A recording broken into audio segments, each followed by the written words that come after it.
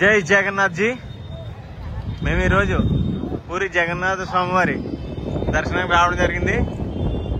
నిన్న వైద్యనాథ్ వెళ్ళాను, ఈరోజు పూరి జగన్నాథ స్వామి దర్శనం చేసుకుంటున్నాం. ఇప్పుడే దర్శనం చేసుకోండి, లాకర్ నుంచి మొబైల్ తీసుకోండి బయటకు వచ్చాం. జై జగన్నాథ్ జీ. దర్శనం చాలా ప్రశాంతంగా అయింది, చాలా బాగా అయింది. ప్రసాదాలు అవి తీసుకున్నాం. ఇప్పుడు కారు దగ్గరికి బయలుదేరుతాం.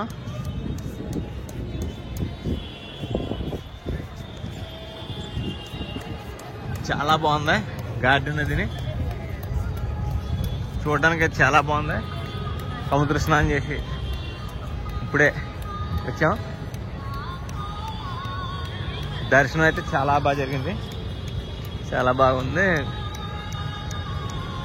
ఇక్కడ చూడవలసిన క్షేత్రం ఇది. శ్రీకృష్ణుడు హృదయం ఇక్కడ విగ్రహంలో నిక్షిప్తమైంది. అందువలన ఈ స్థలం, ఈ తీర్థం చాలా పవిత్రమైంది. స్వామివారు, సాక్షాత్తు స్వామివారు నిర్యాణం చెందే ముందు అర్జునుడి చేత హృదయాన్ని భద్రపరిపించి, ఆ భద్రపరిచిన హృదయాన్ని ఇక్కడికి వచ్చేలాగా ఒక యాప దొంగలు పెట్టి స్వామివారు సముద్రం ద్వారా ఇక్కడికి రావడం జరిగింది. ఇది సాక్షాత్తు స్వామివారి హృదయం ఇక్కడ ఉంది కాబట్టి ఇది చాలా పవిత్రమైన స్థలం. ఇది చాలా గొప్పది. ఇక్కడ కనీసం ఒక్కసారైనా దర్శనం చేసుకోవాలి. ఎందుకంటే ఇక్కడ స్వామివారు, సాక్షాత్ స్వామివారి హృదయం ఉంది కాబట్టి మనం ఎవరినైనా సరే స్వామివారు అనుగ్రహించేది మనసుతోటే. కాబట్టి స్వామివారి మనసు ఇక్కడ ఉంది కాబట్టి, హృదయం ఇక్కడ ఉంది కాబట్టి ఇది చాలా పవిత్రమైన స్థలం.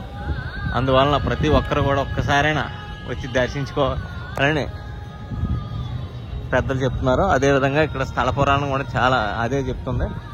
చాలా విశిష్టమైనది.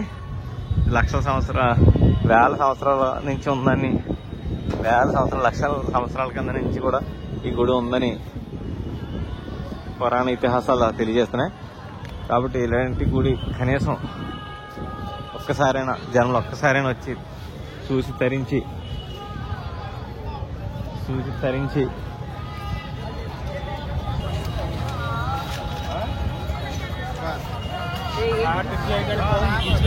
ఒక్కసారైనా తరించాలి ఈ క్షేత్రాన్ని.